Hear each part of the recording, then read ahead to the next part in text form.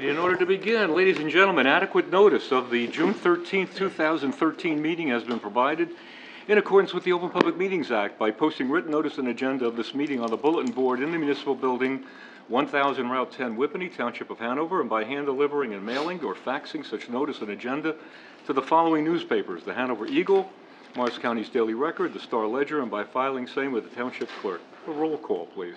Committeeman Schleifer. Here. Committeeman Mosca is away on business. Committeeman Bruno. Here. Committeeman Capola. Here. And Mayor Francioli. Here. 4 members in attendance, sir. Okay, Deputy Mayor Faramasca is enjoying himself in, I hope, sunny Italy, where he took a week's vacation, and we wish him a restful vacation. Would you all please join me in a pledge allegiance to the flag? I pledge allegiance to the flag of the United States of America and to the republic for which it stands, one nation, under God, indivisible, with liberty and justice for all. Thank you very much. Please be seated. All right, we have a very pleasant duty tonight. We have several very pleasant duties tonight, but the very first one is for someone who we know very, very well, someone personally near and dear to me. I've served with her for nearly 30 years. And Arlene, where are you? Where's Arlene Yanata? What are you hiding over there? Come on up here.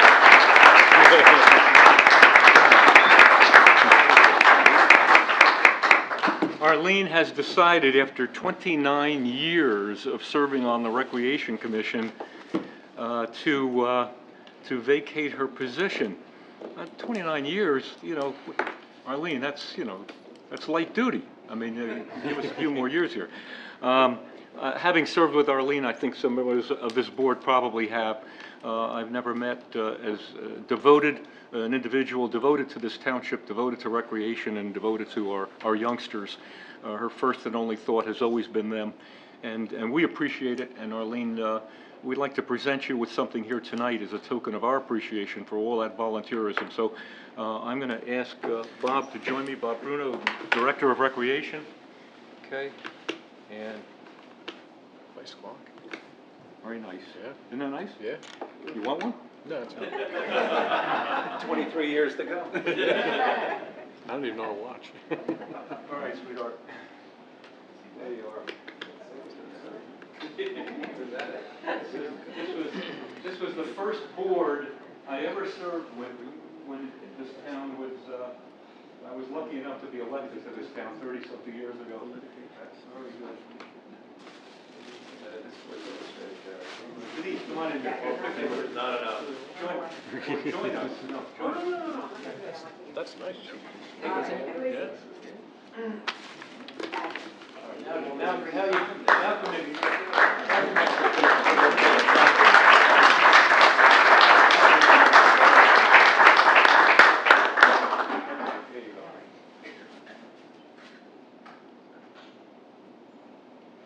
Got it? Thank you. It's been my pleasure to serve on the recreation. Yeah. No, you are our pleasure. And I enjoyed it. It's a great group. Thank you, Ellen.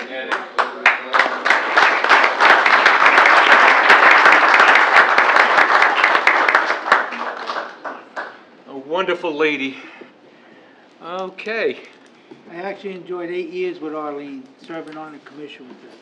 Thank you for always taught me, Arlene. I think it was time served. Who did 8 years? Who did this year? You know, it's almost like, you know. We have something tonight that I is personally very, very close to me, and I'm very happy to be in a position tonight. I'm going to tell you about it.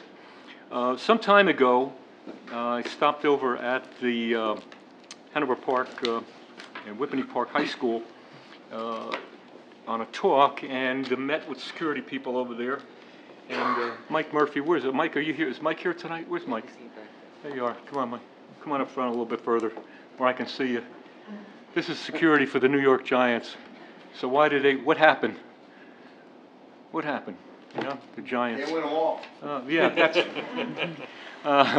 but Mike and I had a talk, and the reason I bring Mike up is we had a little chat about security in the schools. And when we had that chat, I said to Mike, if we have an issue here with our children, what happens? And he said, well, I immediately call front office, I alert them to a situation, and I said, then what happens? Who goes in the front office, picks up a telephone and calls our dispatchers, and police are dispatched and on their way, you know? Meanwhile, you know, Mike is holding down the fort, so to speak, in something like that. But at the same time, Hanover Township was in a position in their budget of changing over our police radios. And we were letting go of, where's the chief, some 11 radios, chief? Something like that, 11? We're doing it in thirds, we have about 10. Yeah, of the handheld radios. You know? You're doing good, Mike. Well, he's gonna, we'll have him up there, we'll have him up there for a minute with you anyway. And we were gonna retire the radios, chief was getting new radios, gonna retire the old radios, and what do you do when you retire them? They probably give them back or give them up, or they're you know, scrapped in some fashion, right? But they're working radios, and they're good radios. So the next level of protection for our schools, elementary and our high school level or middle school level, the next level, other than having a police officer, and there's controversy over that, by the way, an armed police officer in the schools, is having this handheld radio. Because the moment a handheld radio is keyed, that individual who's going to be responsible for this radio is talking to every police officer in the area as well as the dispatcher. That call goes out, and cars that are in the immediate area of the school are going to respond as quickly as possible. Most times they're within blocks of you anyway. So we think it's a great idea. Other towns that we've talked to are watching us and want to see what we do with this. They're considering doing the same, Denville being one of them. And what we're going to do is we're going to take our retired police radios, and Scott, superintendent of schools for elementary level, is here, as well as representatives from our, what is it? I know Carol Grossi couldn't make it tonight. John, come on. We have the first of the radios that we want to give you, and what we're going to do with this program is we're going to provide, Scott, come on up too. We want to provide Scott with, what do you want, five of them, Scott? What did you need, 5 of them? Okay, and, Two now for the presentations. Oh, man, look at that. does it work, Chief? No, Don't call it in, Rob. What happens if I key this? George? Okay, and what we're going to do is we're going to provide these to our schools, and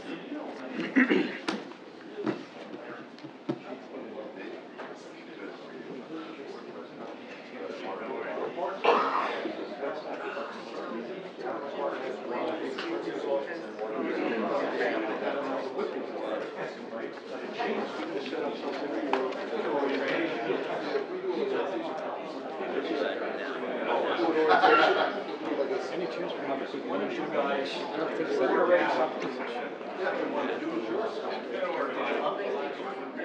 someone, one of these people do for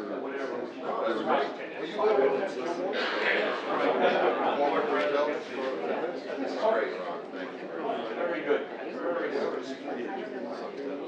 when they win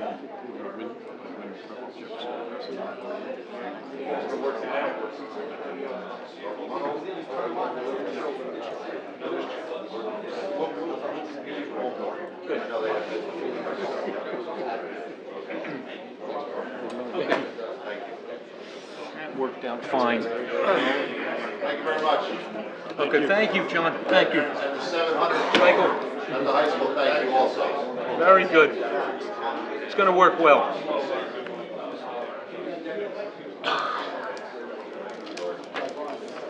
George, you're supposed to give them the radios. Okay. Are you taking them back already?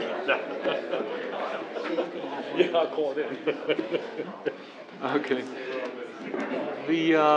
The details will follow with the radio. Chief, you're going to work out a schedule for orientation for their security people? Great. Okay. Oh, are they? And once again, Hanover's the first, so it'll be great. It'll be terrific.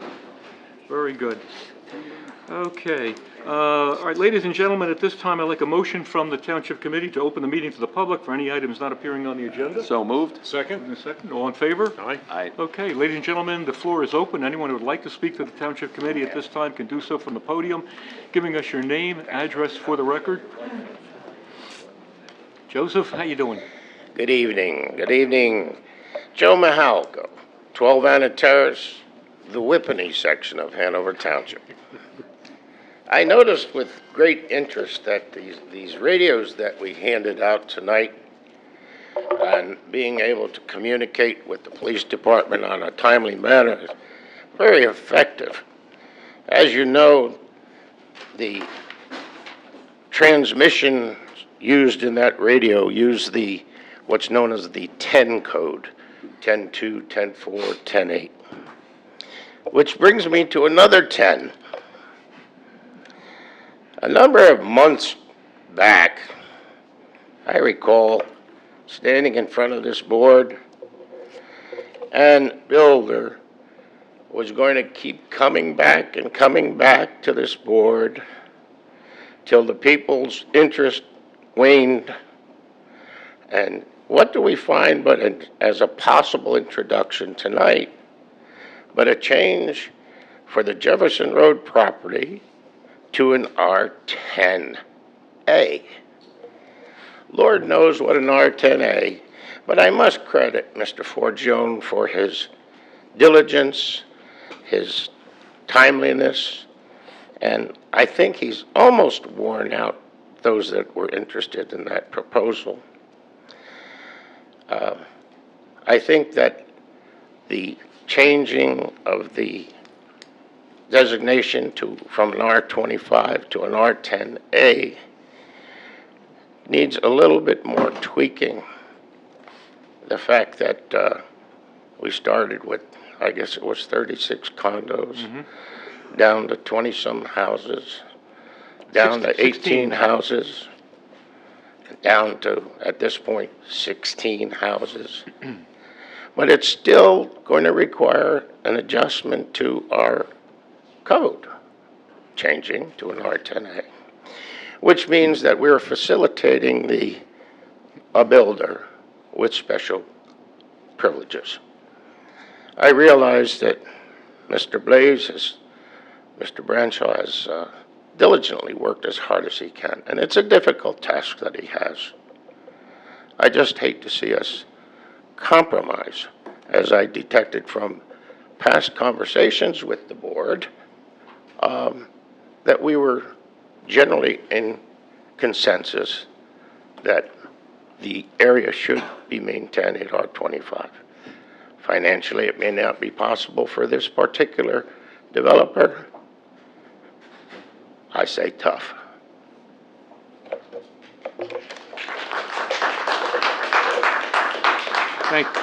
Thank you, Joe. I'm gonna compound it. It's an R40 zone, so it's even larger than your 25, which was, okay. Len, how are you? Good. How you been? Pretty good, thank you. I like the beard. Go ahead. Thank you. Len Ferriella, Whippany, New Jersey.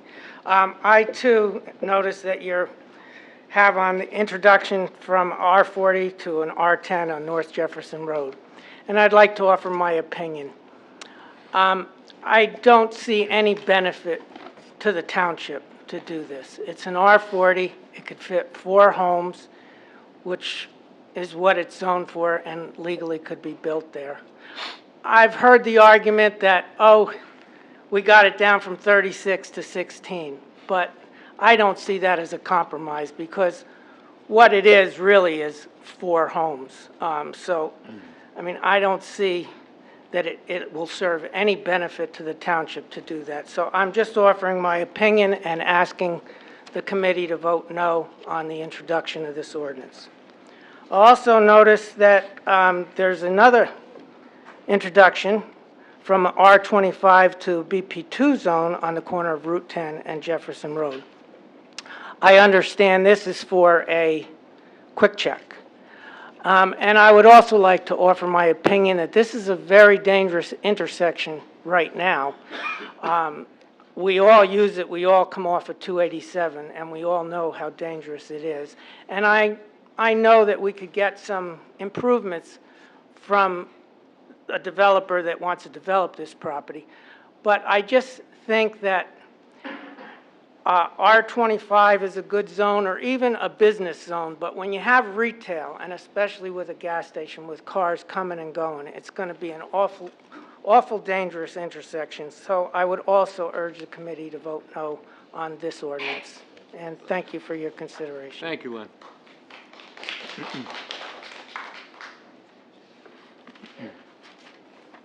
Hi, good evening. Hi, Carol, how you doing? I'm doing well, thank you. Good. Hope all is well with you. Carol Fomchenko, 38 Malapartis Road in Whippany, New Jersey.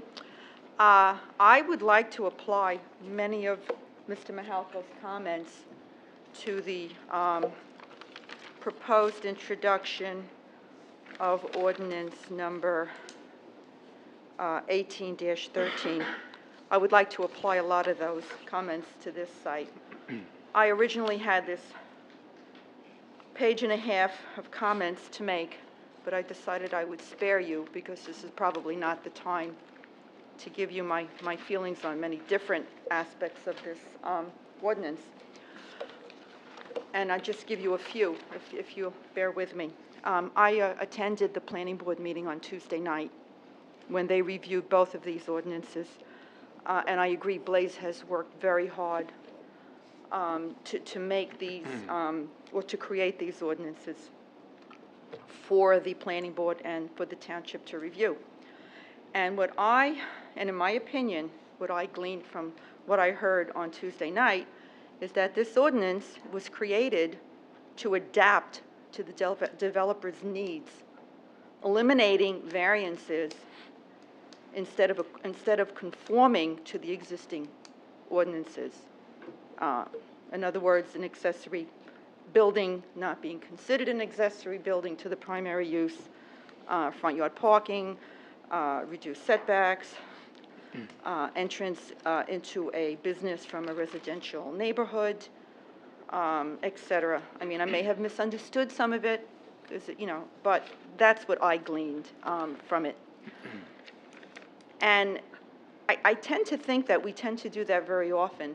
Developers come in, they make a lot of promises, and I know that we want to attract ratables, but I think we've done a complete 180. Ever since Lucent left, we were worried about ratables, and we were in hard times, but I know that EDAC is working extremely hard to get good ratables into town. Is this a good ratable? I don't know. We have that quick check now on Whippany Road. I voted for it on the Board of Adjustment for reasons I'll go into any time with any one of you. You're speaking about the one on Whippany Road or The one on Parsippany Whippany Road. Right here on Route 10, there was a gas station there that was abandoned for more than 50 years. And in that time frame, 287 came in, and it changed the whole look of that area and the use of that area, which of course doesn't apply to the one on Whippany Road. But not to burden you any longer with that. The other item I wanted to mention was that Howell Township, Wall Township, and Montville Townships have all denied quick check applications for safety as well as traffic concerns, all with quick checks promises of road improvements.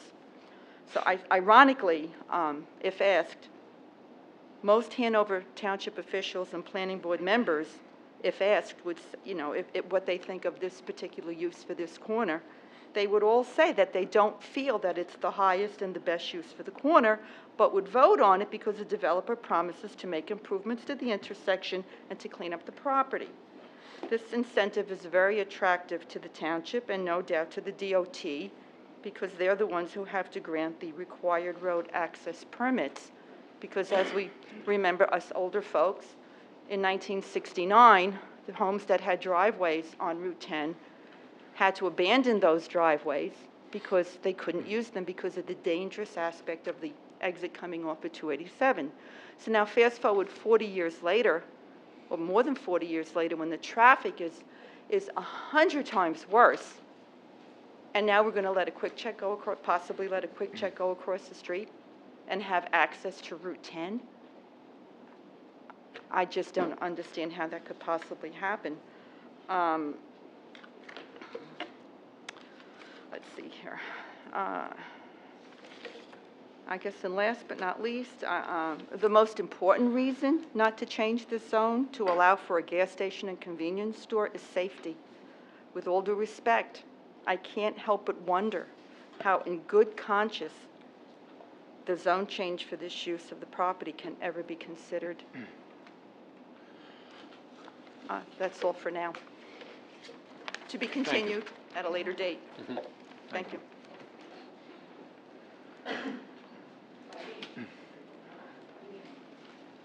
Good evening, Father. How are Good you? evening. All right, thank you. Good. Father Roman Mirchuk, 60 North Jefferson Road. I'm pastor of St. John Ukrainian Catholic Church.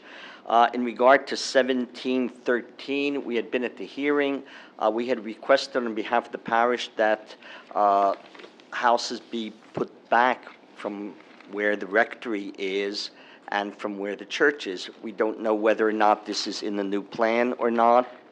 Not a site plan yet. No, I understand that. That's why we're kind of concerned about this rezoning, giving a blank, check to the developer without getting an assurance.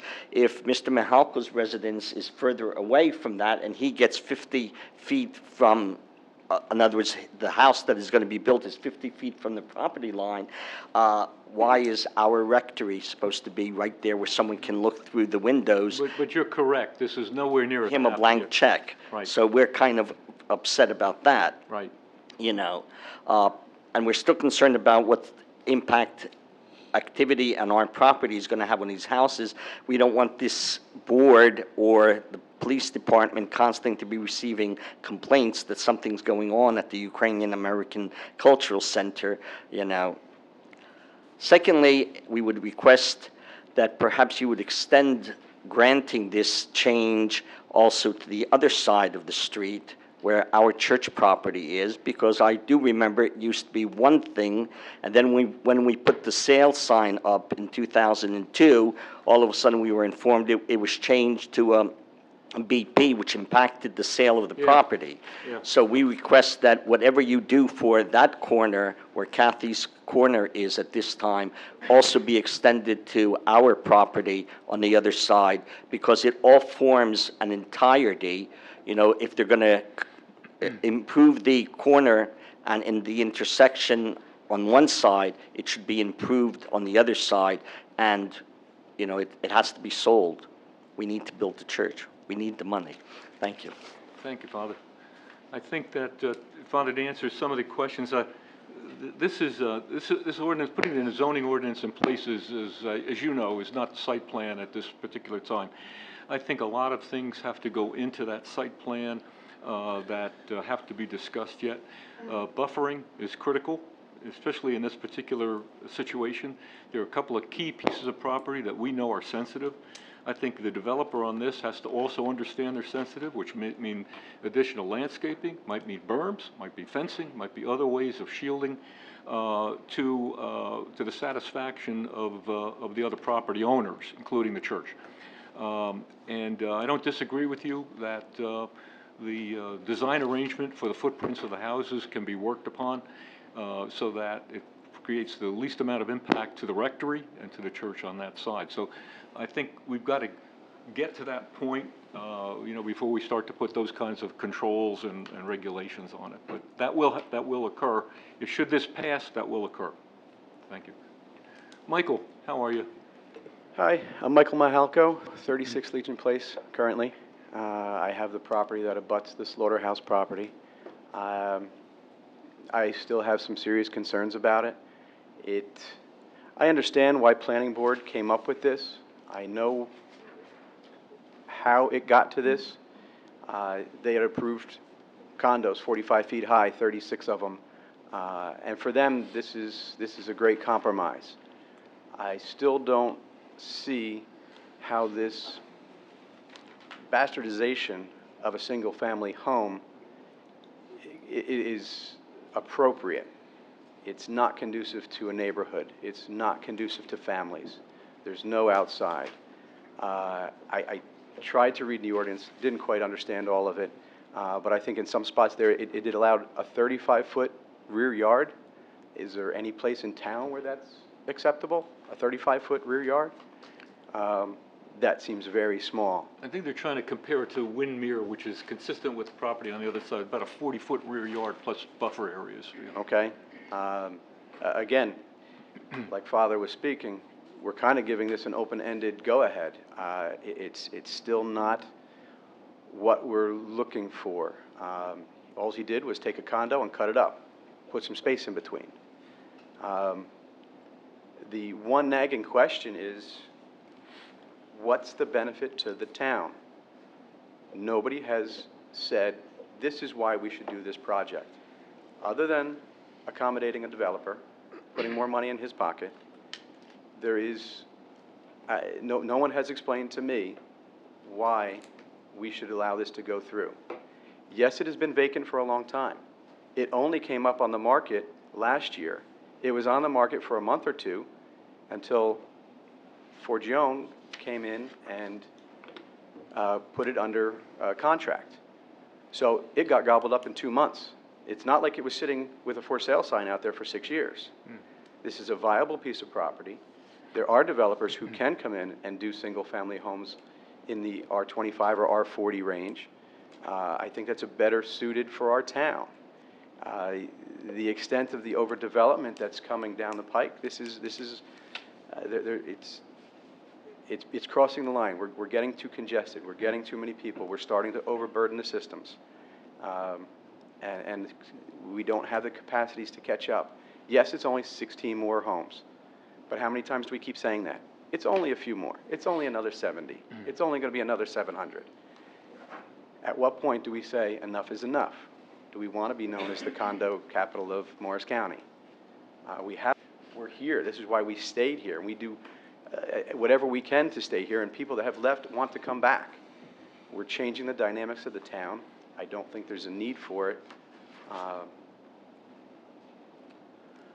Please vote this one down. Thank you very much. Thank you, Michael. I think, knowing that Deputy Mayor Fermaska is not with us here tonight, he's vacationing, and but he, as Director of Planning, has had a comment and input on this as well. And in fairness to our Planning Board, it's not a situation, and Joe, I understand you would look at this from a standpoint of 38 odd condos, and now all of a sudden, you know, developer comes back, and now you're down to 16, so everybody's happy. But I think from the get-go, Planning Board was never ready to accept 39. I have to be really fair to the situation. But for the public's perception of it, when you see a site plan come through with 39 footprints on it, you say, okay, you know, guys are going to put the rubber stamp on that. They were looking for a transitional area, and that word has come up quite a bit. And when we talked to our planner about it, and we talked to the engineers who were involved in this about it, and we looked at and we heard from many of the neighbors from the Windmere side of the town with similar homes, slightly less side yards, but we tried to accommodate that pattern, that footprint, that template. Transition zone between the church, between the this new zone, and between finally the R40 zone, which is the Nye Avenue zone.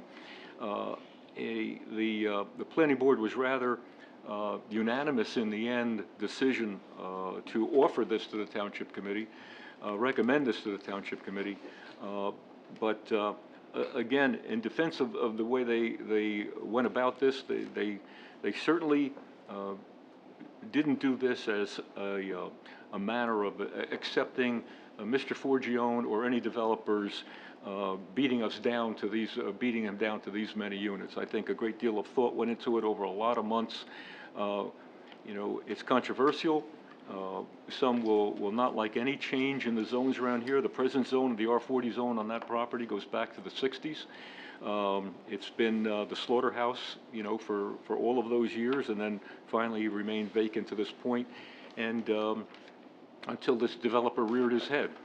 But again, I don't want the public to think in general that this is some concession that's being offered, because the Planning Board doesn't have to offer concessions. It's been said, and it's so right. we're doing very, very well here in Hanover Township on the economic development side. There's no question about it. We look at the corporates that we're bringing in, and I want to get on that soapbox, but from a standpoint of ratables and a standpoint of the direction that Hanover Township's going into, we don't need these 16 homes or not. The planning board doesn't even enter into it from an economic argument. It's looking at it strictly for what they feel is a good use of the property in a transitional form that would fit. Now, also understand the uniqueness of this zone too. This is condominium land. Even though the homes would be individual homes, self-standing homes owned by those owners, the land under them is condominium. They will have a condominium board. They're not allowed swimming pools. They're not allowed swing sets. They're not allowed anything in those yards that any condominium association would deny, and that's what's going to control. And part of the reason they went to that condominium argument is that they did hear from the neighbors. They did hear the concerns about putting in single-family homes. They did hear the concerns about any additional noise, confusion, children, et cetera, in the rear yards. Planning board is pretty much convinced that under a condominium type of ownership, that it isn't going to attract that kind of use. Site plan, as I said to Father, is going to be another whole matter. How it lays out, how it configures is to be argued at that time when it comes back before the planning board. But enough of that. I just wanted to stop on that comment. But we're listening to you. Gentlemen? Good evening. Joe Shatinsky, 40 Windmere Court. Main message is, as others have said, it's great we got. Are you going to threaten us again, George? It's Joe. Joe, I'm sorry. I don't remember ever threatening you. I've heard you on several comments in the past, and we know we're here in elected office, but go ahead. Yeah, so nice that we went from 38 to 16, but again, we started off where it should be 4 houses. So general message is it's still too dense. A lot of the residents on Windmere Court and Briarwood echo that point, so that's the message. Nice that we went down, we appreciate the effort, but it's still too dense. I do echo Father Machuk's and the Mahalko's comments about the concern about approving this ordinance change 1713 and relying on the planning board to do the right thing with the site plan. For those of us who sat through those discussions with the planning board, I can say, I'll speak for myself, I think others would echo it, we were shocked with the perspective of the planning board, how far that thing got. If you remember how this occurred, those 36 units were approved through the planning board, recommended, came to Township Council, Township Committee for vote. I think a lot of the residents didn't even know about it because the notification wasn't done properly. Once we found out, we went to you and thank you for rejecting it, so you did listen to us.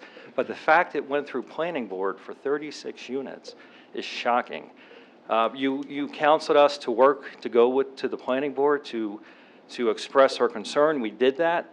The first time we went, we were limited in terms of what we can say. So that whole process, I won't go through all the details, but it was shocking, and to be honest with you, I would say it was disrespectful to the residents. I'll speak for myself. I feel that planning board was acting on behalf of the builder rather than the residents. So I echo everybody's concern. I wish I had faith in that planning board to look out for the residents, for that neighborhood. But what I've seen, I don't see it. I don't have that confidence. So I would be very hesitant to ask you to endorse this ordinance with that wide open check. And again, 16 units is way too much. The last point I'd like to make, and I know I brought it up before and the planning board shot us down on this point, the concept of a transition zone, I wholeheartedly reject that term. If you look at that neighborhood from an aerial perspective, everything is single-family homes, primarily 1 house per acre, except for Windmere and Briarwood. The church, the cultural center, which is next door. Again, the residents view the church and the cultural center as an asset. We don't think that we need to transition from it. If you remove that from the discussion, what is the transition zone? What we're really concerned about, this is the first step of many, to change that neighborhood by calling that piece of property a transition zone. We wonder what the next thing is going to be 6 months, a year, 2 years, 5 years from now. Again, I wish I would say I have confidence in the planning board to look out on behalf of the residents, but I don't see it. So again, I want to go on record so that I reject that term of transition zone. Transition zone from what? We need a transition zone from that property, as they're describing it, to go in for this ordinance change. So again, I would ask you to come back with something more reasonable. Again, we're reasonable people. We're not anti-growth. 4 houses for that property, we're saying, look, if there needs to be some concession and make some more attractive proposition, a cleaner property, whatever needs to be done, we're reasonable people, but 16 is way too much. And again, we were really concerned how far this thing got with those 36 units. If one of the residents wasn't at that meeting, Lord knows, maybe you would have approved it. I think that's the way it was going. So that's our concern. Thank you.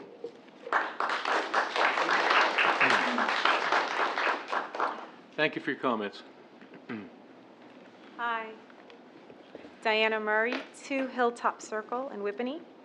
I was informed by a friend, Cynthia, that the change in the zoning would increase the number of units. Could you lower that microphone? Thank you very sorry. much. Now speak right Okay. into that. Good. I was informed that your change in zone would increase the number of units in the neighborhood.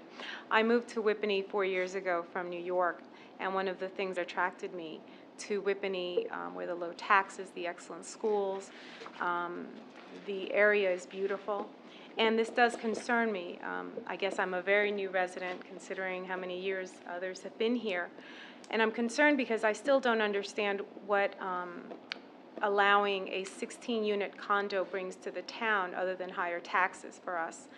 I mean, if there is a reason and I'm missing it, please inform me, because I actually don't. I've asked and no one can tell me what it could bring to us. I have children in the school system. New residents will bring children and will increase in size for classes. People come into the area, buy homes because they like the schools. It's a good place to have children and send them here.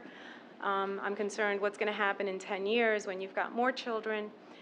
This area is considered to me like an exurb, sort of a little further out. In a down economy, these are the first places to suffer, and teachers get laid off.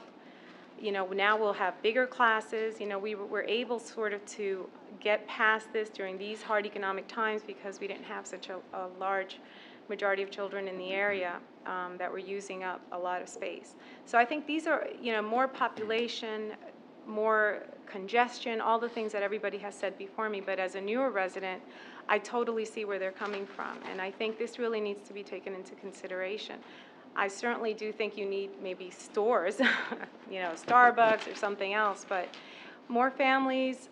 We might disagree there, but go ahead. Yeah, well, not Starbucks, but I mean other little, maybe Pine Plaza could be brought up a little bit more, but I am total agreement. I don't see how 16 units is going to help. I mean, unless there's something, like I said, that I'm missing where it'll lower our tax rates or it'll do something, I don't see it. Thank you. Thank you.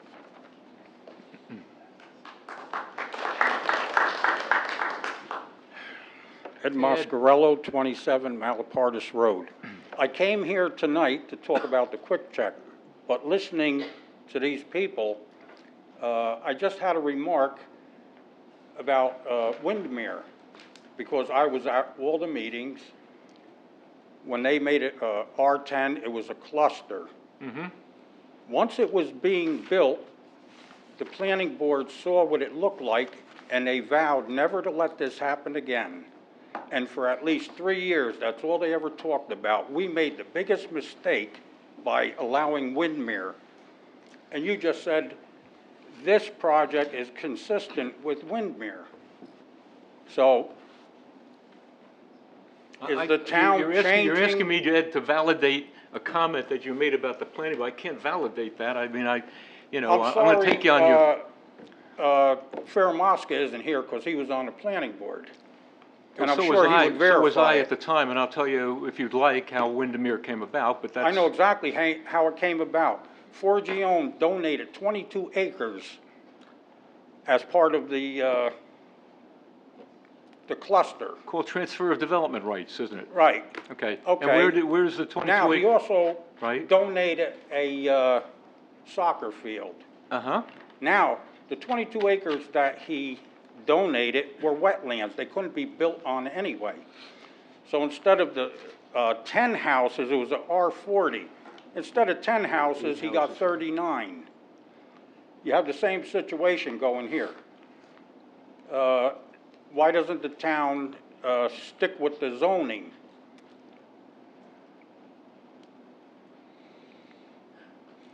And if anybody wants to look up the records, I'm sure it's in the records, what the planning board said. And you can follow up on it. So anyway, I'm sorry Mosca isn't here. I would love to Thank you, Ed. ask him. Okay, now, the quick check. I've been here for 36 years. Over 45 years ago, they disallowed anybody exiting their property onto Route 10 because of the ramp coming off at 287. And that's over 40 years ago. Now there's a proposal to have a quick check, have a driveway going out onto Route 10, in and out. Does the town think it's a safer situation now? There's much more traffic coming off of 287 and coming down Route 10. The town's position on, just, and I don't want to stop you, and I'm not going to stop you, No, but go ahead. the town's position is that, Ed, as you know, the DOT has to approve anything that goes on Route 10. And our position to this proposal is that until you come back to us with a piece of paper with a DOT signature on it, it's ain't going to happen. That's number one. But number two, in an earlier investigation of the distances before this developer goes on his planning stage with the DOT, they discussed with the DOT the distance necessary for the curb cut, or what they call the opening for this driveway, from the ramp. The DOT gave them a number, and they exceeded that number by another 150 feet. Now, that doesn't sound like a lot, and it isn't, in my opinion. But nevertheless, by exceeding it, they were outside the limit that the DOT had from the ramp. So just to answer that question. But the whole process, and even if it's a planning board process or approval, it's going to be subject to a DOT state approval. If they don't get that, they don't get it. And that's it. Well, we're going to do all we can to talk to the DOT. Well, I'll give you some phone numbers, but go ahead. We have them. So, anyway, another thing. It's proposed that they use Ukraine Road to go in to the quick check. That's what's proposed. That's a good word. But go ahead. Proposed. Now, that would be against the ordinance. I think Blaze would, because you can't go into a commercial site from a residential street. Is that right, Blaze? Currently, that's correct. However, this ordinance would allow the planning board to permit that under certain circumstances if the developer can show that it would result in an improvement in traffic flow and it would not negatively impact the residents. Okay, now. That's township-wide that would affect, not just here. All right. So is there any other situation in this town that you have Ukraine Road, which are our only way in, our only way out? If they build a quick check, if there was a catastrophe, we have no other exit from Malapartis Road. Is that a factor? Is that a safety factor? I know the planning board discussed that at great length before they recommended this to the township committee, and although not all of the traffic issues have been resolved, that has to wait to site plan stage, and it's possible they could reject the site plan if they're not convinced that the traffic conditions are going to be improved, including safety, but as well as flow, then they could reject it at that time. But they were, I guess they felt comfortable enough that they could be addressed or resolved one way or the other, whether it's with or without a driveway onto Ukraine, that they felt comfortable recommending this to the township committee. So, but again, they didn't approve any particular driveway arrangement. They just looked at several possibilities and they felt that the traffic would be improved, but without endorsing a particular design. Oh, another safety issue. You have a new ballpark across the street. In the summertime, the kids play ball. they want to go get something cold to drink, they're going to be walking over to the Quick Check over here, crossing Route 10. And I don't think that would be a very good idea for kids trying to cross Route 10. And,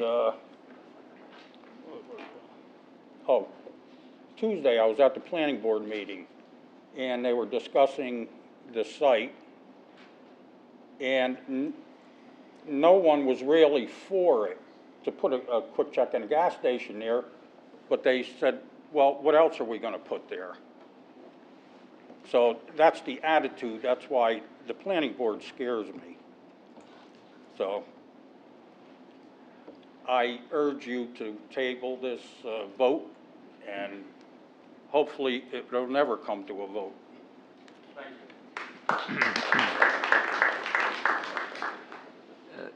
you. Ed, I just want to correct a couple of comments in fairness to the planning board and the township, all right?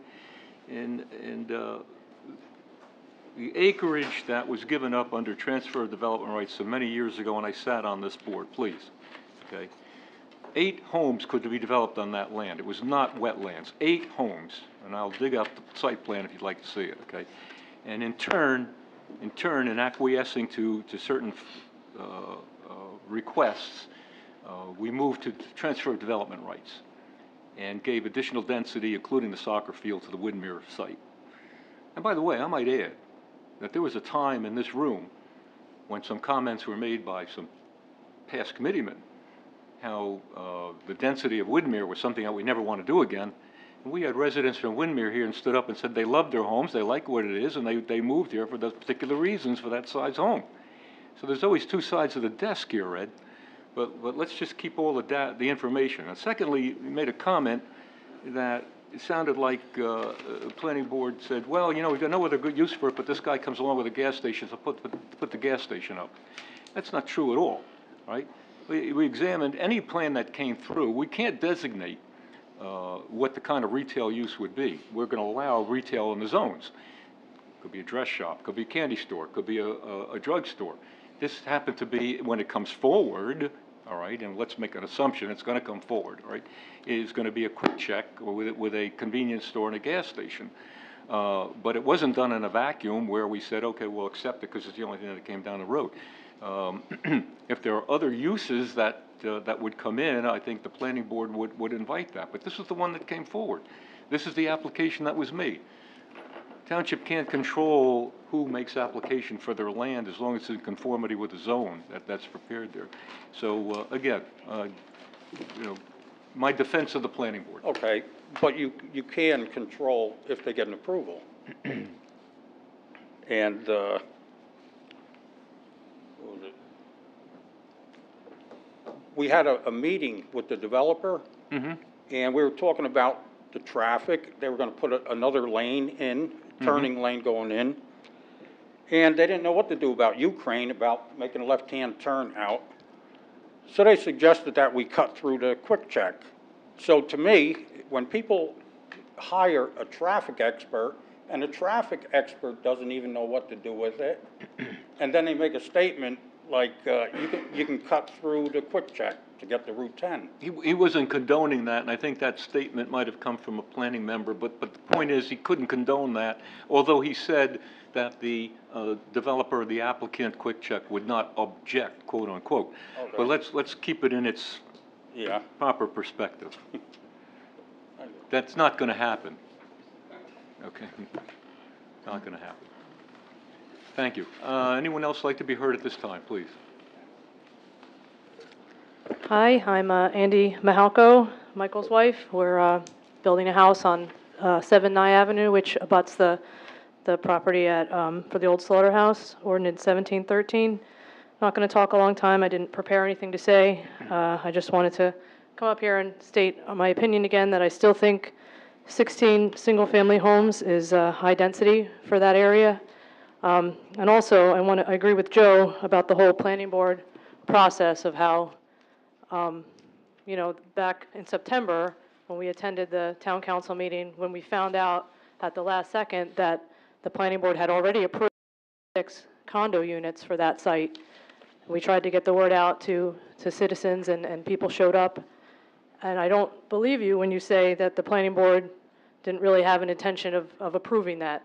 Because I think if nobody had shown up at that meeting, it was already approved by the planning board. It was put before the town council, and I truly believe if nobody had shown up there, it would have been approved, no questions asked, pushed right through. So we tried to keep coming out to the subsequent meetings and watched the builder keep coming back with a little bit less and a little bit less to where we are now at 16. And I still think it's too dense. And I also want to stress Michael's point that this property was only on the market for less than 2 months. Mr. Forgione put it under contract, and now you can't call and get a price about it. You know, it makes it very difficult for other developers, other builders who are interested in the property to do anything about it. And there are who are interested in this property that are interested in buying it and putting 4 houses on it. You know, you can make a profit that way. And I just have concerns about the overdevelopment in town. Yes, this is only 16 homes, but we're talking too about putting 400 units on the Bayer site, 700 units at the paper mill. We just finished 3 condo complexes in Cedar Knolls. You know, it's overburdening our town. The other day I tried to run out and get something for dinner that I had forgotten. I was going to run to the Quick Check. They didn't have it there. I figured I'd try CVS. It took me 20 minutes to get from Quick Check to CVS because there was so much traffic. And if I'm at the new house on Nye Avenue, sometimes to pull out onto Jefferson Road and get back to Route 10 or to go the other way, it's completely stopped. You can't even pull out of the street. So I just want to end by saying, you know, I've lived in this town a long time. Michael and I met in college, been together for 22 years, and when we first were talking about getting married, I didn't want to stay in this town. Nothing against it, I just wanted to be maybe closer to my family, somewhere in the middle. But then we decided to stay here. My husband owns a business. We stayed here, we got married, we started a family. And then as our kids got older and started school, they love it here, we love the town, I love it, I love the schools. A lot of our friends came back to town and started their families here. It's wonderful, all our kids get to go to school together. Mike's whole family is still here, and now we're building our dream house in this town, and I'm starting to get concerned that I don't want to spend the rest of my life in this town if it's going to turn into something that it's not now. I just have concerns about the overdevelopment and the congestion, and living in a town of condo complexes and so many people is not what I dreamed of when I dreamed about staying in this town for the rest of our lives. So I just want to leave you with that, and please don't approve this zone change. Thank you. Hello, I'll keep this short and sweet, just like me, but I want to echo what Mrs. Mahalko said and what we've been saying every single time that we come to this township and to the planning board meetings, that we still think that it is too dense. It's an R40. Why do we have to bend over backwards to accommodate this builder and to make a bigger profit for him? If other builders can build on this property and still make a decent profit, why do we have to change the zoning to accommodate this one builder? I think in this township we've done that more than once before, and there's no reason for us to do that. I mean, we have a responsibility to the residents and to this community to maintain the zoning and to keep our town as best as we can in this great condition that it currently is. So I'm opposed to this ordinance 17-13. I think we keep it as it is at the R40, and I'm sure we can find a builder that can build and still make a profit there without bending all of the rules for Mr. Forgione. Thank you.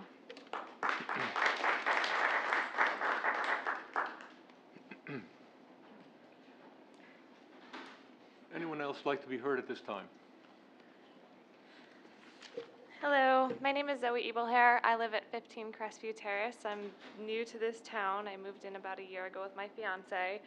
I'm not sure if this is the right place for this or not, but I had just taken down 3 trees in my yard. We got a permit from the arborist, and she had told me to come to this meeting to ask for a request to get the number of trees that we need to replant reduced. We currently have 20 very large oak trees on our property, and we live on a corner lot, so most of our trees are planted along the back and side edges. And they want us to plant 11 more trees, and we just don't feel that we have the room to plant them. And we'd like to have some sunlight through our house, and the reason we had gotten rid of This these is a 3 residential trees- lot. Yes. The reason we had gotten rid of the 3 trees was that during the past few storms, we've had a lot of branches come down on our roof. We actually have to get the roof replaced. It's been growing moldy from the lack of sunlight, and Was this her recommendation? I, In what form did she address you about putting in so many more trees? Did she say it was a requirement? yeah, she told me She it was said a it was a requirement. requirement. Yes. For each tree you take down, you have to plant. Yeah. Did A you, certain number did of you new take, trees. are you taking That's good. stock down? Did you take trees down? Yes, we took 3 trees down. But we still have 20, Go ahead. 20 other trees on our property. And- I don't mean to interrupt, but I thought when we changed the ordinance, there was a requirement, we don't have to put one back for every one we take down. I thought the new requirement was. On the Jerry, maybe residential you can zone, answer please. this. There's just a minimum required amount of trees, correct, for? No, What's your interpretation? What's your interpretation of that, Blaise? I'm sorry, I just. That's okay. replacements, you're right. We just replacements are amended the tree required throughout the town based upon size. So the larger the size, the more the trees Right. have to be replaced. And if you can't fit them, you can pay money to the town to go into the tree fund to be planted elsewhere. Yeah, they told us $400 for Per each tree. tree that we don't plant, and I mean, we clearly can't afford that.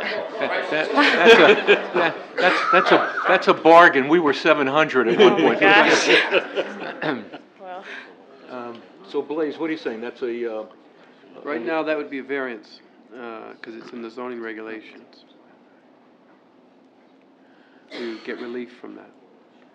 so she'd have to apply for a variance off Apply the. for a variance to the Board of Adjustment. Um, Would also, you know, all right, in the interest of not holding you on this question, why don't we discuss this with our planner, and then the administrator will get back to you with a course of action for you? Okay. Let's discuss it. There are several, I will try and give you some comfort there. I mean, there's some alternatives for you here. I mean, not just paying the $400 per tree, but we'll try and get back to you with some information as soon as we can. should I just Yeah, leave my would you give information? Would you give Mrs. the Luger- administrator your address and information that he needs? Yeah, Okay. if you can give Mrs. Luger at the end your Okay, name and great. address and phone number. Thank Right. you so much. Thank you. Thank you. Is anyone else that'd like to be heard at this time?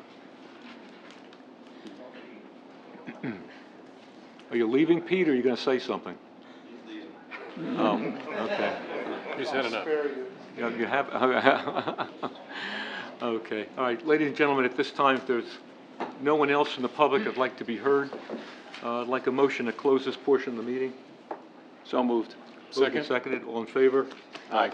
Okay, motion closed is accepted, okay, Mr. Administrator? Okay, we have communications. The first is a letter from Janice Blinder, the Secretary to the Chief of Police, advising the Chief that she has filed for retirement effective Thursday, August 1st, 2013. In accordance with the Township policy, we need a motion by the governing body to accept the letter of resignation. So moved. So moved by Mr. Capola. Second. Second by Mr. Bruno. And roll call, Mr. Schleifer. Aye. Mr. Bruno. Aye. Mr. Capola. Aye. And Mr. Francioli. Aye.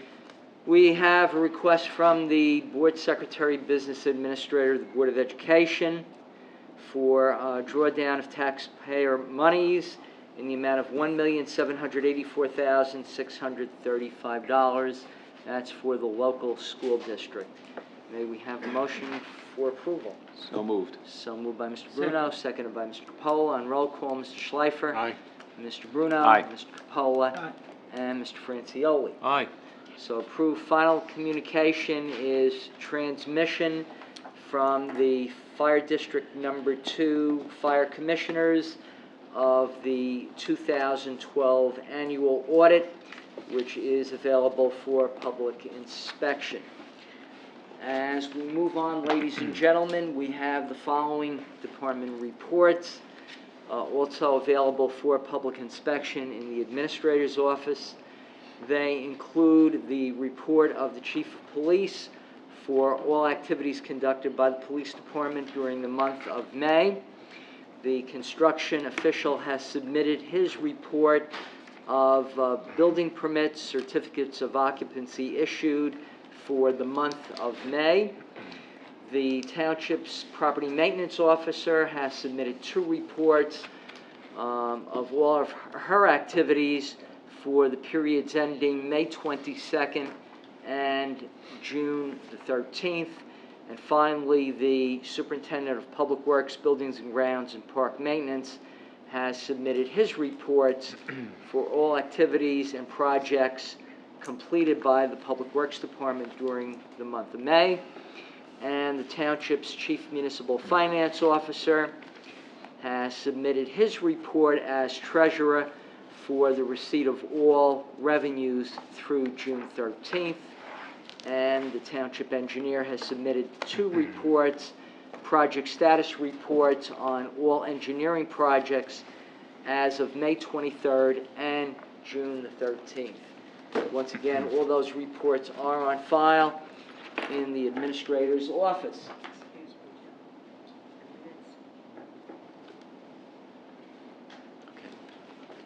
Also, we have the approval of the Township Committee minutes, regular meetings of March 28th, April the 11th, April 25th, the committee meetings of April 2nd, 16th, and 30th. May we have a motion for approval?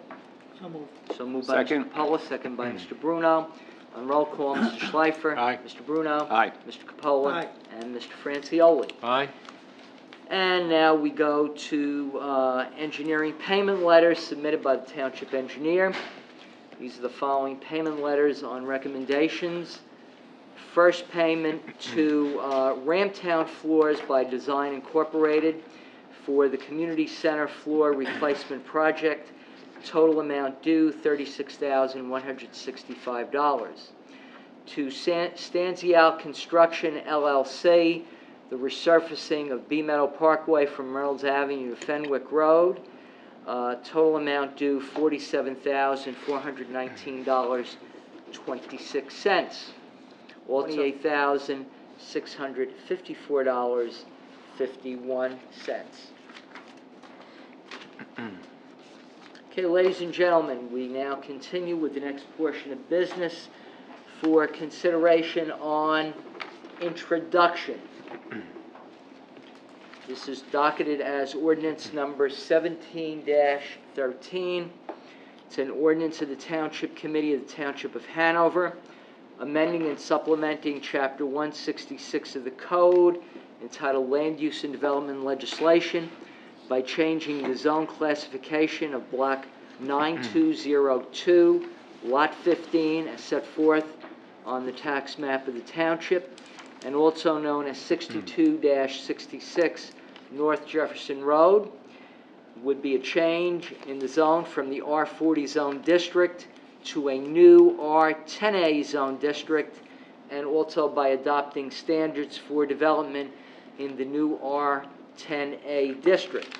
If it is introduced this evening, the ordinance would be further considered for public hearing and final adoption at the Township Committee meeting on July the 11th at 8:30 p.m. here in the main meeting room. And at that time, any person wishing to be heard concerning the ordinance would be given the opportunity to be heard. Once again, if the ordinance is introduced this evening, the notice of introduction, along with the total ordinance in full, would be printed in the Morris County Daily Record in the June 20th issue. Now, at this time, is there any... Do you have a correspondence from the planning board? You have a letter from recommendation? No, that's on adoption. Okay. Okay, fine. Yeah. At this time, is there a motion for introduction? I'll make the motion for introduction. I think we should just proceed and, we'll have a public hearing and introduce it for now and see where it goes. Okay, we have a motion by Mr. Schleifer for introduction. Second. Second by Mr. Bruno. Excuse me. Roll call on introduction. Once again, public hearing on July the 11th at 8:30 p.m. On roll call, Mr. Schleifer. Aye. Mr. Faramasca. is absent. Oh, yeah, I'm sorry. It's gonna be a tough vote. Calling for Mr. Italy. Bruno? Aye. Mr. Capola? Yeah, before I vote on it, I would like to comment. I had my concerns in our conference agenda, and was told that there would be a considerable amount of buffering as well as distances for those residents within the immediate area. And that would also be governed by condominium rules. So I would at this time say yes to this introduction. And I would also like to comment that on what was noted just recently, we have been taking a lot of consideration for the overdevelopment. One, our committeeman, Mr. Bruno, also brought that up at several meetings. So, I mean, there is consideration. We know that, you know, we don't want to just keep feeding things into the town. But at this point, I'll go along with it until I get to see what we're going, as we proceed further. Yes. So that is a yes vote? Yes. For Mr. Capola. Mr. Francioli? Aye, on the introduction. Okay, at this time, we have 4 ayes and 1 absent. No nays. Did Joe say on the final communication with this, Joe? He did say. Okay, ladies and gentlemen, on page 2 of your agenda, ordinance number 18-13 is an ordinance of the Township Committee, amending and supplementing Chapter 166 of the Code of the Township, entitled Land Use and Development Legislation, by changing the classification of lots 4 and 5 in Block 2902 from the R25 zone to the BP zone, by adding convenience stores and motor vehicle service stations as conditional uses in the BP zone, by amending the BP zone regulations, by amending the sign regulations for gasoline service stations, and by amending the access regulations for non-residential uses. If this ordinance is introduced this evening, public hearing would be on the evening of July the 11th at 8:30 p.m. here in the main meeting room. And at that time, any citizen wishing to be heard will be given the opportunity to comment. It is further directed that the ordinance and the notice of introduction will appear in the June 20th issue of the Daily Record. Is there a motion for introduction? So moved. So moved by Mr. Bruno. Second. Second by Mr. Schleifer. On roll call for introduction, Mr. Schleifer. Aye. Mr. Bruno. Aye. Mr. Capola. I don't think there's anyone, no denying that I'm against this. Okay, I'm against it because we've got a quick check on Whippany Road, got a 7-Eleven in Cedar Knolls. A proposal was for a quick check by the VFW, which was knocked down, and now we're looking at a quick check on Jefferson Road and also perhaps even on Hanover Avenue. And yet we've got gas stations that are closed throughout Route 10 on both sides. I think it's going to be a heavily trafficked area in a failed zone, so I really am not for it, absolutely not. So Mr. Capola votes nay. You got it. And Mr. Francioli. Aye. Okay, we have 3 ayes, 1 nay, and 1 absent.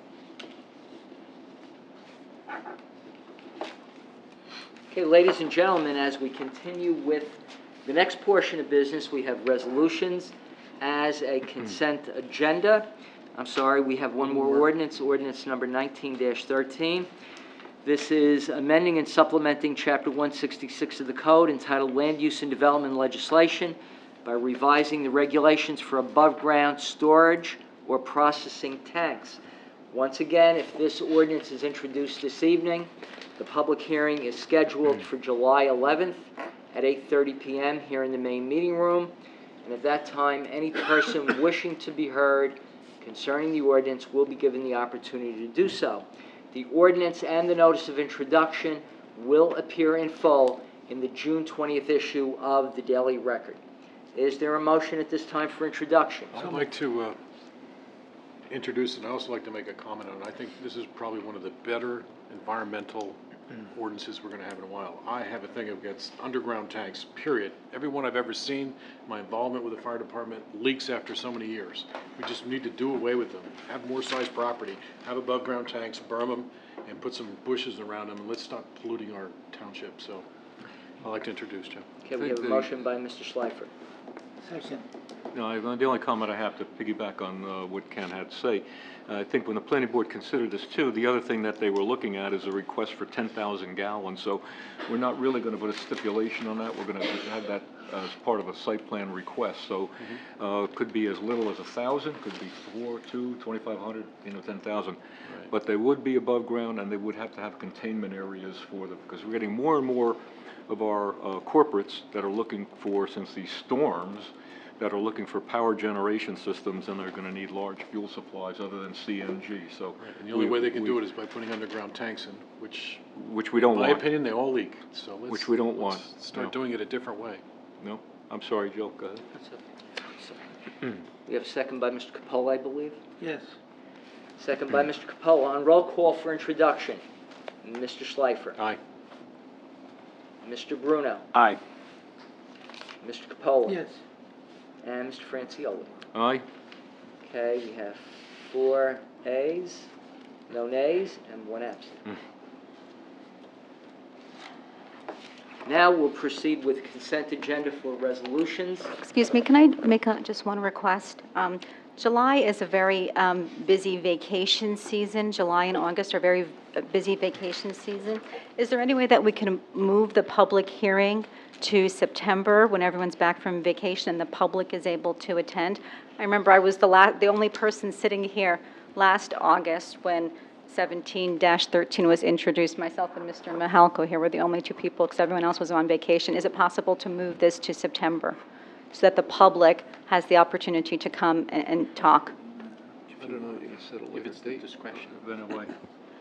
Yeah, That's- for all, that's for at all the of these, discretion of the 17-13 and 18-13. Because I think the public has a very strong opinion on both of these ordinances, and they need to have the opportunity to be heard. Mayor, that would be at the discretion of the committee, if you so choose to do that. September 12th, I think. Is there any additional advertising or thing that needs to be done, or how do you? No, I don't think so, because the determination would have to be made this evening, though. Right. Well, then what you're saying is you want to jump right through the summer.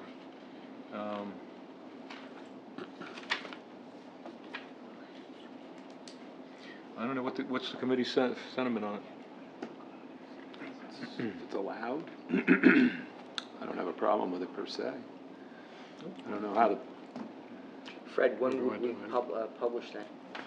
Just normally, we send it to the planning board for 35-day review. We could still do that in between, it has to be within from the time of introduction, so we would run its usual course, except the final hearing would be delayed. Right, all that's required is that the board respond within 35 days. So they can respond well in advance of the hearing if you choose Right. to move it. Plus, we have to send out all the notices, registered and certified. Notices have to be sent at least 10 days prior to the hearing, but obviously that wouldn't matter whether it's July or You're gonna September create issues here. or August. What would the first meeting in July be, the 12th? What do you want to do? No, what would be the first meeting in September? In September? Yeah. September 12th. I don't have my calendar.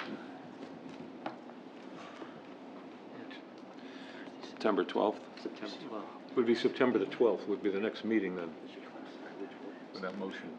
Yeah. For approval, for final. Right? Is that what you're thinking? All right.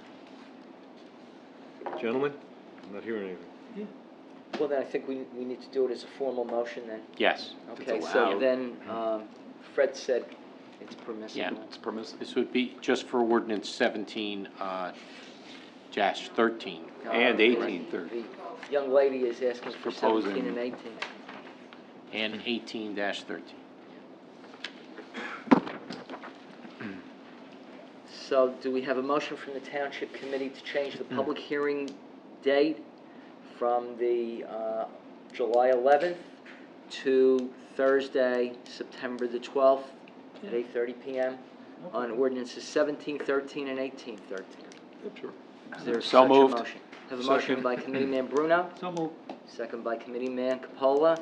On roll call, Mr. Schleifer. Aye. Mr. Bruno. Aye. Mr. Capola. Aye. And Mr. Francioli. All right. So approved.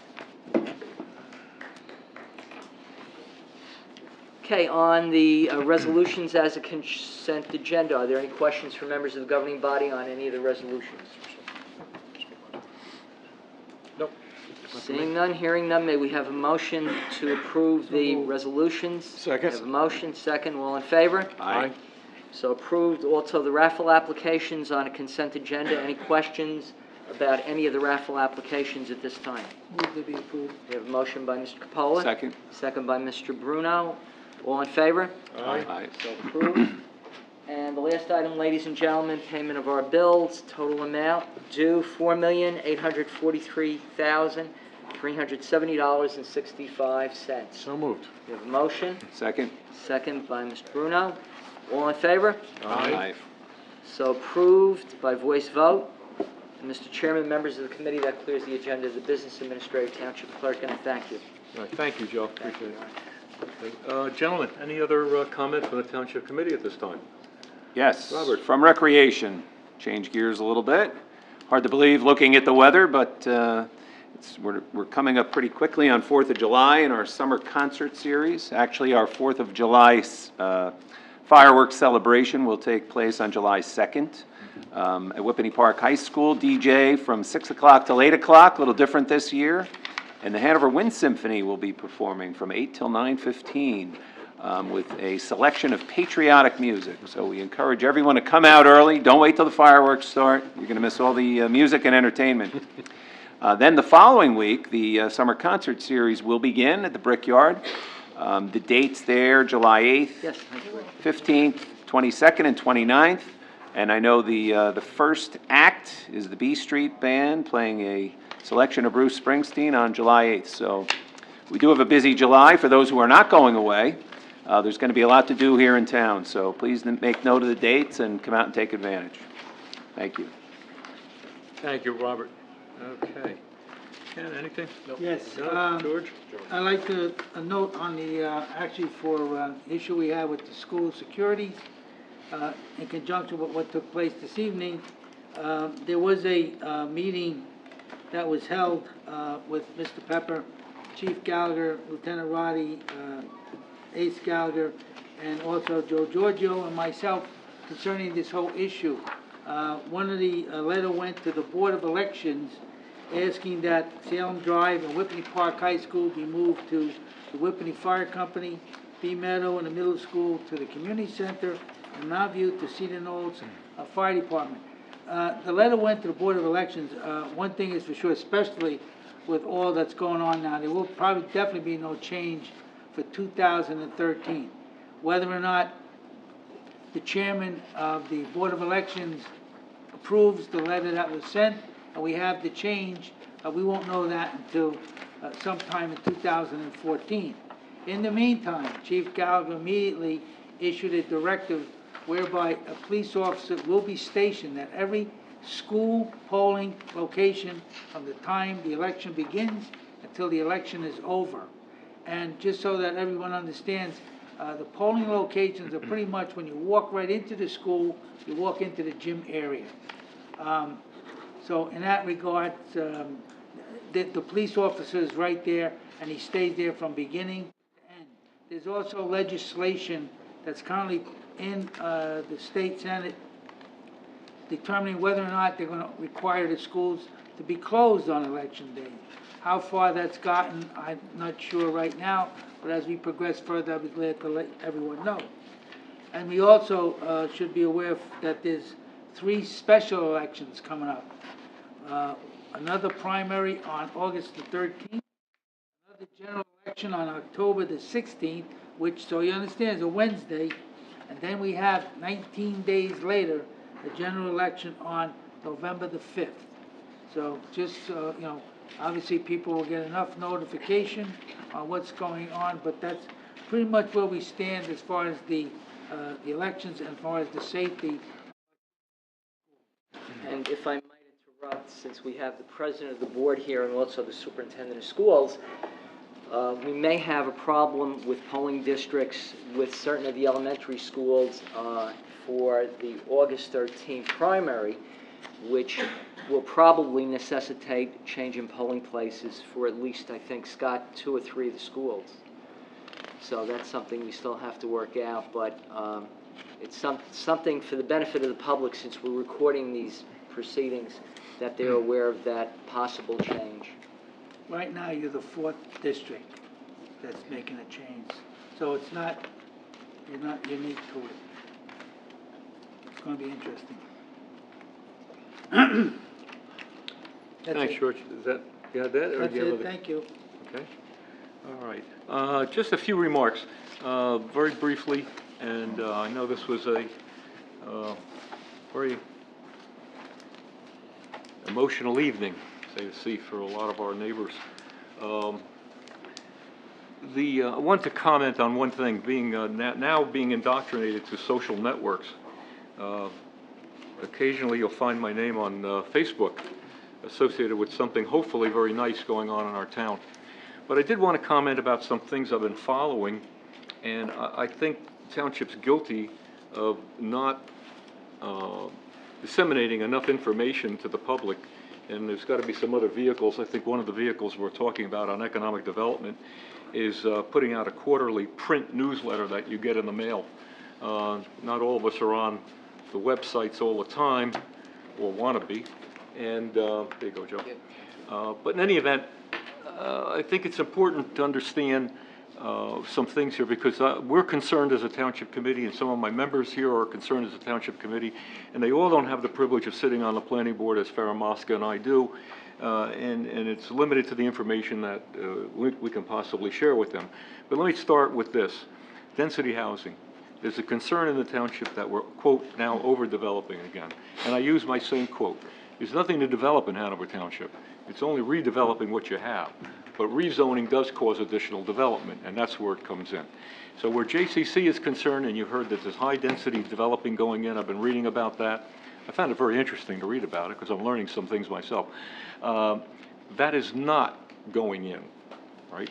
There are certain things that have to be complied with in these requests. These applications can come in any way you want, and sometimes do to the planning board, but they have to meet certain criteria. In the case of JCC, the request for a pilot program for high-density housing, again on that same site, is rejected by the township on the basis that they don't meet the criteria that the township has under our housing or COA regulations. We cannot fund them from our COA fund as is required. The way we're looking at it right now is we're examining redevelopment zones, but this does not meet that criteria. So I'll leave it at that, and I think the application for such housing has been withdrawn. That's official. Secondly, the South Campus is another great concern that people have. I'm reading about that. The South Campus is the other piece of property alongside Bayer, 110 acres that are in there. And I've heard some figures that we're putting anywhere between 600 and 500 houses in there. That's going to be pretty good. Well, let's straighten that out. We looked at plans as recently as yesterday for that. Will there be a extended stay hotel on that site? We are encouraging that. Bayer wants that. Extended stay hotel with a conference center. They want a use of the conference center. They want extended stay, so there are people coming in from abroad, Germany, international people will have a place to stay, a day, a week, a month. That looks like it's coming to fruition, and they're working on that right now. In addition to that, a continuation of the Care One facility, which is putting in another 88 units, as you see on Whippany Road right now. Moving down Whippany Road a little further, the concern was, what are you guys going to do? You're going to cover it now with retail and merchants? No. The plan that we're looking at is an additional facility for assisted living, which is a continuation of the Care One use, but the assisted living would be an extension of that, where Care One is rehabilitation, and then there would be assisted. I guess it's a two-step or three process. Gate of heaven, your fourth process? That was a joke. That was a joke. In any event, that is what is being proposed on the frontage. In conjunction with that, from the Eden Lane side, what is being, quote, underscored, proposed, and recommended by the subcommittee from the planning board is high-end condominiums, some 20 units, maybe 25 units, market units of a high-end sale, And then transitioning into that, Bayer would like to see, and we, the township, would like to see, in compliance with some of our housing act, is a certain degree of rentals within the property. Their request that started out with some 450 rentals that we scoffed at the planning board level and sent them home. We're now talking in the area now of some perhaps 120, maybe less rentals. I don't know that that's acceptable to yours truly, myself, and I'll probably have an opinion on that. But I do understand the fact that both Bayer and the community, to some degree, need a certain amount of rental units in there. That's what you're talking about so far. Now, the other piece of this big puzzle, and I know I'm taking up some time, but you should know it, is that we're getting plans in for the River Park project. What's River Park? River Park is the Amy New property, is the Whippany Paperboard property. The dam, we've just been notified, is coming down. We're going to take that down. We just got notification on that? Yep. On the dam? That's right. Dam is going to be coming down, and part of the improvement of that property is reconfiguration of the Whippany River. Along with the DEP, the developers and owners of that property are going to be compelled to reconfigure the river, landscape it. You see some landscaping going on there right now. That's part of a DEP stabilization process. What is being proposed on there is a combination of flex buildings. What are flex buildings? 20% office, the balance of the building warehousing. That's what Ms. New had approval from the planning board going back, 15 years? 15, was that on the books for about that long? Right? She's cut down on the request. There was 750,000 square feet. She's cut that down to 500,000 square feet toward the Parsippany Road side, where the treatment plant, someone in this room will know where the treatment plant was on that property. The proposal there is for age-restricted housing, which would be some 100-odd units. We have to look at that. We have to look at that. And it would have to meet certain criteria, you know, where that is, where the age restricted is concerned. The other request that you have on that property, typical of the market, folks, today, everybody wants rentals. Everybody, developers coming in because that's what goes, right? Rental units, et cetera. That's what's been proposed on the balance of the property to a degree. I don't even want to mention the numbers because they're ridiculous, and if I mention the numbers, it's going to appear in print somewhere. But I'm going to tell you, it isn't going to fly. It isn't going to fly. It doesn't have wings, okay? We're not going to sit by and see that particular piece of property overdeveloped in the area of housing and rental. So those are the key pieces in your township. They're before us right now. We're examining them. We're not giving away the keys to Hanover Township to be covered with rentals. It just isn't going to happen. And secondly, and lastly, and I'll end on that note, anything that we do with these major pieces of property are going to have an open space component. The South Campus has plans for parks, additional passive trails and ways through the property, et cetera, that can be used by the community. The same thing is true with River Park. River Park has been designed with along the Whippany River with passive areas that'll be improved, where you can stop, sit on benches, enjoy park-like settings all the way along that mile-long span of the river right down to Whippany Road, et cetera. And we're keeping a good eye on that. That goes along with what you've heard so much about with this connectivity plan in Hanover Township. All the Patriots Path trails that we've been trying to perfect, that we've got all the property for, it's taken us tens of 20s or 30s of years to get it, are now being looked at. We've hired a consulting firm. Consulting firm is now going to put together a connectivity plan which will take into consideration all of those trails and make it possible for you to bicycle, jog, run, enjoy Hanover from one end to the other, top to bottom, when we get this all complete. And that's what's on the roadmap right now. We're hoping, and I'm looking at Art Linfante in the back as chairman of the Economic Development Committee, to begin to collaborate and work on a newsletter that we can get out quarterly so that we can keep good, factual information in front of the public. That's the key. That's the key. Okay, thanks for listening to me. Appreciate it. Anything else from the committee? If not, the floor is going to be open once again. Motion to open? So moved. Okay, second, all in favor? Aye. Okay, ladies and gentlemen, Scott, the floor is open to the public. Jeff, All right. Scott Pepper, Superintendent of the K-8 Hanover Township Public Schools, and I just want to take a moment and certainly express on behalf of the board our appreciation to Mayor Francioli and Chief Gallagher for the donation of those police radios. We think it's going to improve our school security tremendously, and we're very, very grateful for that. I also want to thank Committeeman Capola for the work he's been doing on the helping us, and again, Chief Gallagher with the police officers in the schools when we're having polling, we're using our schools for polling purposes. Again, that worked out beautifully, and we're very grateful again. And then one other comment I just want to make, and I have to mention Committeeman Schleifer publicly here at this meeting. We're certainly doing it at our board meeting, but we want to express my personal appreciation and the board's appreciation.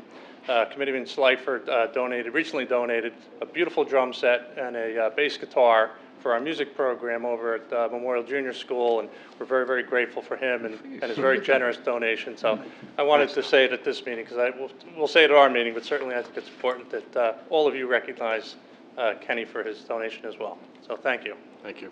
thanks for that, Scott. It doesn't surprise me where Kenny's concerned. You know, he's been very, very supportive of all organizations in this town, and finally very given up his supportive with music his money career. as well. Joseph. Joe Mahalko, 12 Anna Terrace, Where do you Whitney live? section of Hanover Township. Hanover Township, okay. I just one comment. I had two, but now I have to make it three. The real reason that the school got that drum set is that his godmother bought it for him when he was a young guy, and his mother's been trying to get rid of it for 42 years. Joe, I never played the drums. Never could play the damn story. I know one time he went down when Mr. Sweat was teaching, and he asked Kenny, he says, "Kenny, do you play the drums?" And Kenny said, "Yeah, I play the drums." And Mr. Sweat said, "Beat it." Then two items that I think are very important, and I'm glad that the superintendent is here to hear my plea once again. Please, especially with the opening of the Quick Check, we have to do something about a sidewalk on Reynolds Avenue from Highland Avenue to Parsippany Road. Imperative. The kids are now availing themselves of the Quick Check. We talk about safety in many forms, many fashions. We got to look at it. We got to do something with it. Somebody's going to get hurt. Yeah. Lastly, concerning Quick Check itself, I know that our engineer, Mr. Sarah, has looked at many aspects of the ingress and egress on at Quick Check. One of the things that I noticed in my going there is that we're allowing a left-hand turn onto Whitney Road. I have personally witnessed near collisions on that. I think that should be a right turn only coming out of there. That ain't good, yeah. Yeah, Joe, thank you. Thank you for bringing that up. I think, Joe, maybe a memo to the planning board, if the committee agrees with me that that traffic design of the egress coming out of that Quick Check, making a left turn across 4 lanes to get down Whitney. And by the way, the site, the site distance there is poor. Yeah, because it's an uphill. There's also that left turn going north on Whippany Road, making a left into. It's got to be. That's got to be looked at. And if not, it's got to be just a right turn. It's got to be just a right turn. So a memo, if the committee agrees, there's a memo to the. Yeah, actually, it should go to Jerry, I think. Jerry, where are you? Jerry. There you go. You just heard that? Do I have to do anything else? No, I'll go There you go. Lenny, what you doing? Yes. Len Ferriello, Whippany, New Jersey. Although I'm disappointed you introduced the ordinances, I realize there will be a time for citizens to speak on the ordinance at the public hearing. And I do want to acknowledge you and thank you for accommodating the citizens by postponing the public hearing to September 12th, and I really commend you for doing that. Thank you. In the overall, I think I thank the public well for that thought. Anyway, Mr. Faramasca will be back from his holiday at that time, and I'm sure he'll be able to comment as well. And I would like him to to comment as well, you know, on this, so thank you. Mike, how you doing? Mike Mahalko, 36 Legion Place. I'm not beating the dead horse, but I have one question in reference to 1713. What's the benefit to the town for changing that ordinance? What's the particular benefit of it? Again, you know, I know that members of the public disagree with my comment, which is the planning board comment on this, that they see the zone, they see the original R40 zone that has gone back to when that was zoned in the early stages of land use zone in the 60s. They looked at that, they think it's antiquated. You were there. You heard some of their comments on that zone. I heard planning board. I also heard them approve 34 units at 45 feet high. I heard it. I agree with everyone else. We don't have the faith in the planning board. I don't disagree with certain comments that I heard tonight. Personally, my own, this is me talking. This is not these other gentlemen. The original concept that was shown didn't surprise me, but it was typical. Of a developer buying a piece of property and max it out. Right. There's not a developer alive that doesn't come in here and max it out, because he knows he's going to settle for half the pie rather than the whole pie. That's his MO. In this case, we're trying to get him down to a quarter of the pie. Right. If the planning board is guilty of anything at that time, it was a little bit of haste in getting it to the township committee's recommendation on that, and I will comment, I will admit to that. It was not something that should have been acted on, you know, that quickly. Where it is now, in there, to answer your question, the benefit to them, they see no benefit to the property the way it is right now. Obviously, from an economic standpoint, the value that the township's getting off of that right now is near nil in taxes, okay? But that's not what the planning board is there to decide. They don't decide the economic issues. The housing that they get out of that, 16 units of standalone housing, will be a significant, I can speak from the township's perspective, will be a significant amount now of income. Will it have children? I think the kind of living that it's designed for there, with the condominium restriction, is going to frown upon families really wanting that type of unit. Absolutely. So it's not going to, I don't see a great impact to the school. I can't guarantee you. So the benefit's money? The benefit probably, I can't tell you that it isn't between 16 because even units. Fort Jones numbers weren't that rosy. If the benefit is money, yeah, we're going about this the wrong way. Like I said, the property's been vacant for a long time, but it hasn't been up for sale. It was up for sale for a month and a half. He put it under contract. Nobody can touch it. Just before we go ahead with this, again, answer that question. If there's something that I don't know, tell me. I'll back off. But so far, nobody has given a good reason why we should allow this change. Thank you all very much for your time. I know it's nobody wants to be here all night. You guys do a great job. You really do. I'm still waiting for that answer. Mayor? If Mike, let me say, I'll say this publicly. We talked about this, and didn't get an answer then. If there was a way, if there was a manner in which you could demonstrate that property could be that property could support what we claim at the time was like 4 houses or something else like that. Mm-hmm. Matter of fact, we even talked quite honestly that maybe somebody had a concept plan for something like that, which, by the way, I have not seen. Part of the problem is if that were to be available, mm-hmm. and that particular developer, whomever, wanted to bring this to fruition and take the property off of Mr. Forgione's hands for whatever his net investment was or whatever its costs are, I would be the first one to support it. Right. I'll tell you that right now. Again, part of the problem was he got it in the contract, he locked it up, then he goes and tries to make a change. Doesn't mean he can't flip it. Mr. Forgione's very good at flipping properties. He's a very shrewd man. And I don't blame him for what he does. He's here to make money. He's Very making good money at off of flipping our backs properties. and off of our town. Yeah. So, but again, There still isn't an answer to that question. Well, Mayor,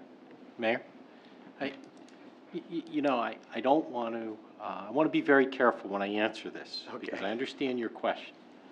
I think it's incumbent to say it's not a great idea for the township at this point in time to make an argument for this particular legislation at this moment. I could tell you that if you look at the property, and if I were on the other side, I'm sure the other side, and that would be the developer, okay? I don't represent any developers. But there's certain arguments that they could make that the present zoning perhaps does not provide any utility, okay? And I don't want to get into that, and I don't want to make any case for the developer at this point in time.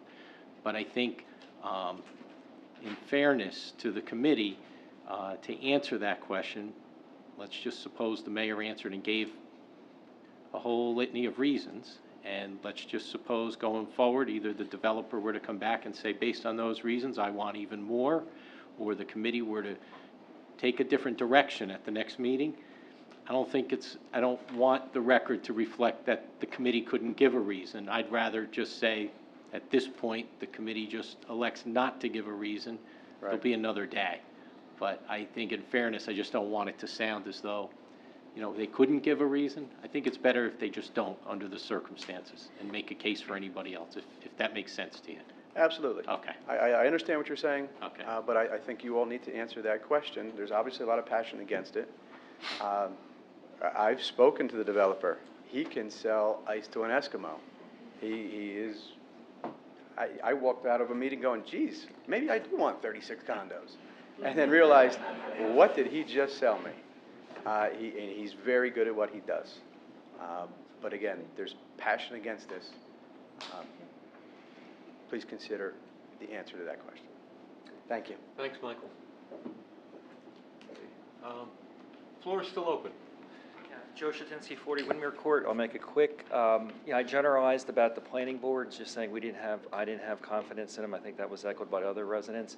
I should call out one member. He's actually not here, John Faramasca. I don't know how he would have voted today. He might have voted yes, but even if he did, I would still thank him, because he was the one person, as we went to the planning board, even with the township committee, that really challenged a lot of what the developer was trying to push through. And we saw the pressure that the fellow planning board members were putting on John, and John held firm. So that's the type of leadership and courage we expect in our elected officials and the planning board committeemen. I don't know, I guess they're appointed. So we appreciate that and we remember it. So again, I generalized, but I really need to call John out. He could have voted yes today, and you know, I would still thank him, because I think, you know, where we made some progress, we're not happy with the end point right now, but I think John played a big part of that against pressure from his planning board members there. So we thank him for showing leadership and courage. Thank you. I'm sure he'll appreciate hearing that. One last comment from me. I think you said that you think that the R40, or that members of the board thought the R40 zoning is antiquated. And I think if you look throughout our town, it's not. If you look at the Nye extension, for example, where those houses just went up a few years ago, those houses sold for over $1.2, $1.3 million. So I think that R40 still is a viable option, and the builder can still make a boatload of money if that zoning is maintained as it currently is. The floor is still open. Hearing none, seeing none.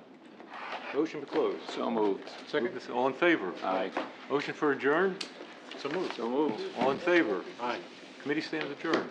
Committee sits adjourned, committee stands adjourned. Committee is adjourned. We are adjourned.